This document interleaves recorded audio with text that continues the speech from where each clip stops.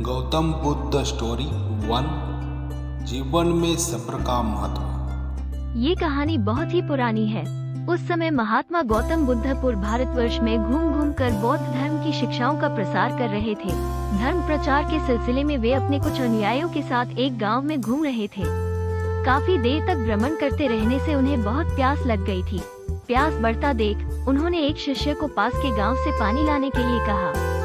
शिष्य जब गांव में पहुंचा तो उसने देखा कि वहां एक छोटी सी नदी बह रही है, जिसमें काफी लोग अपने वस्त्र साफ कर रहे थे और कई अपने गायों को नहला रहे थे। इस कारण नदी का पानी काफी गंदा हो गया था।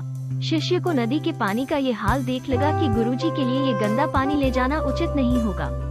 इस तरह वो बिना पानी के ही वापस आ गया। लेकिन इधर गुरुजी का तो प्यास से गला सूखा जा रहा था, इसलिए पुनः उन्होंने पानी लाने के लिए दूसरे शिष्य को भेजा। इस बार वो शिष्य उनके लिए मटके में पानी भर कर लाया। ये देख महात्मा बुद्ध थोड़ा आश्चर्यचकित हुए। उन्होंने शिष्य से पूछा, गांव में बहने वाली नदी का पानी तो गंदा था, फिर ये पानी कहाँ से लाए? शिष्य बोला, हाँ गुरुजी, उस नदी का जल सही में बहुत गंदा था, परंतु जब सभी अपना कार्य खत्म करके चले गए तब मैंने कुछ देर वहाँ ठहर कर पानी में मिली मिट्टी के नदी के तल में बैठने का इंतजार किया। जब मिट्टी नीचे बैठ गई तो पानी साफ हो गया, वही पानी लाया हूँ। महात्मा बुद्ध शिष्य का यह उत्तर सुनकर बहुत खुश हुए तथा अन्य शिष्यों को एक शिक्षा दी कि हमारा जीवन भी नदी के जल जैसा ही है। जीवन में अच्छे कर्म करते रहने से यह हमेशा शुद्ध बना रहता है, परंतु अनेकों बार जीवन में ऐसे भी क्षण आते हैं जब हमारा जीवन दुख और समस्याओं से घिर जाता है। ऐसी अवस्था में जीवन समान ये पानी भी गंदा लगने लगता है। Gautam Buddha story number 2। इस दुनिया में कोई गरीब नहीं। एक समय की बात है, भगवान गौतम बुद्ध एक गांव में धर्म सभा को संबोधित कर रहे थे। लोग अपनी विभिन्न परेशानियों को लेकर उनके पास जाते और उसका हल लेकर खुशी खुशी वहां से लौटते। उसी गांव के सड़क के किनारे एक गरीब व्यक्ति बैठा रहता तथा महात्मा बुद्ध के उपदेश शिविर में आने जाने वाले लोगों को बड़े ध्यान से देखता। उसे बड़ा आश्चर्य होता कि लोग अंदर तो बड़े दुखी चेहरे लेकर जाते हैं, लेकिन जब वापस आते हैं तो बड़े खुश और प्रसन्न दिखाई देते हैं। उस गरीब को लगा कि क्यों न वो भी अपनी समस्या को भगवान के समक्ष रखे। मन में यह विचार लिए वह भी महात्मा बुद्ध के पास पहुंचा। लोग पंक्तिबद्ध खड़े होकर अपनी समस्या को बता रहे थे। जब उसकी बारी आई तो उसने सबसे पहले महात्मा बुद्ध को प्रणाम किया और फिर कहा, भगवान, इस गांव में लगभग सभी लोग खुश और समृद्ध हैं, फिर मैं ही क्यों गरीब हूँ? इस पर उन्होंने मुस्कुराते हुए कहा, तुम गरीब और निर्धन इसलिए हो क्योंकि तुमने आज तक किसी को कुछ दिया ही नहीं। इस पर वह गरीब व्यक्ति बड़ा आश्चर्यचकित हुआ और बोला, भगवान, मेरे पास भला दूसरों को देने के लिए क्या होगा? मेरा तो स्वयं का गुजारा बहुत मुश्किल से हो पाता है। लोगों से भीख मांग कर अपना पेट भरता हूँ। भगवान बुद्ध कुछ देर शांत रहे, फिर बोले, तुम बड़े अज्ञानी हो। औरों के साथ बांटने के लिए ईश्वर ने तुम्हें बहुत कुछ दिया है, मुस्कुराहट दी है जिससे तुम लोगों में आशा का संचार कर सकते हो, मुख दिया है ताकि लोगों से दो मीठे शब्द बोल सकते हैं, उनकी प्रशंसा कर सकते हो, दो हाथ दिए हैं, लोगों की मदद कर सकते हो। ईश्वर ने जिसको ये तीन चीजें दी है वह कभी गरीब और निर्धन हो ही नहीं सकता। निर्धनता का विचार आदमी के मन में होता है, ये तो एक भ्रम है, इसे निकाल दो। कभी भी मन में निर्धनता का भाव उत्पन्न न होने दो, गरीबी अपने आप दूर हो जाएगी। भगवान बुद्ध का संदेश सुनकर उस आदमी का चेहरा चमक उठा और उसने इस उद्देश को अपने जीवन में उतारा, जिससे वह फिर कभी दुखी नहीं हुआ।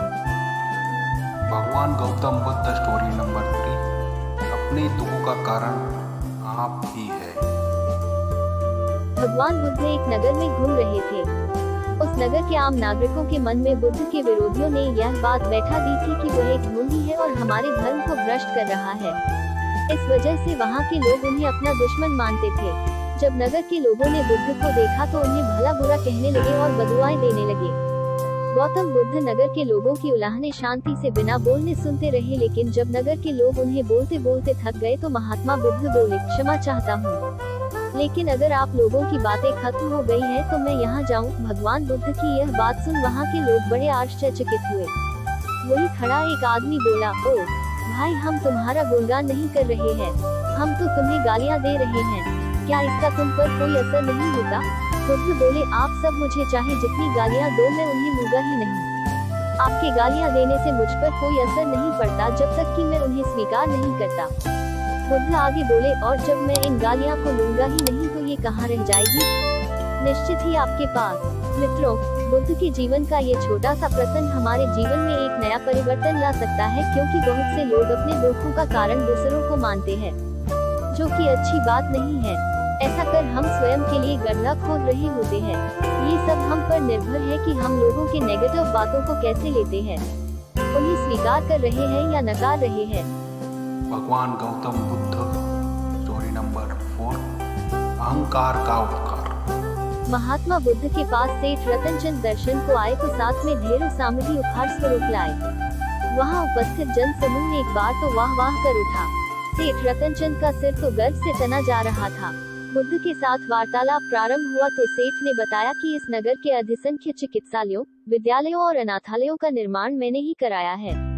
आप जिस सिंहासन पर बैठे हैं वह भी मैंने ही भेंट किया है, आदि आदि कई दान सेठ जी ने गिनवा दिए।